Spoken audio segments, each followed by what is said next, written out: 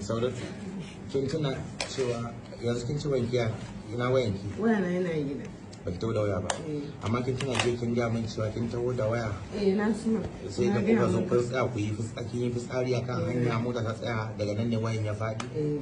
Kuma kin san kin ga min cewa kin to kina waya akan mashin. Tun da na taso da waya ba. Kin ce kina kin ce kin dauko kina kan mashin kina waya wayan ya faɗi. Okay, to yanzu ban dauka wani ne zan dauka cikin baro shi a gida ko kin yi fitsari kin yanka? Ce maka na bar waya na a gida. Amma jiya of course na gaya maka na ce maka na zo da waya na a jikin fitsari. Saboda na san idan na ce maka na bar waya na a gida maybe zaka ce da ya za a yi tafiya babu waya. To ko mu zaki faɗi ƙarya? Kawai dai ina expecting zaka ce ƙarya nake ya za a yi ni. To yanzu gashin na ce yanzu kuma na gane ƙarya, to yanzu da na gane ƙarya ne ko me ya kare ki da shi ƙarya?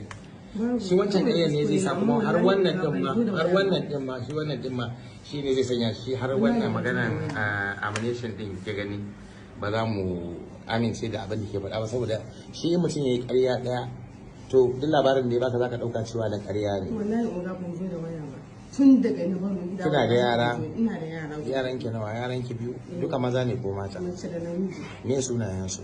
Khadija da Aliyu Haidar. Haidar, okay. Shekaran ki nawa da aure? Shekara na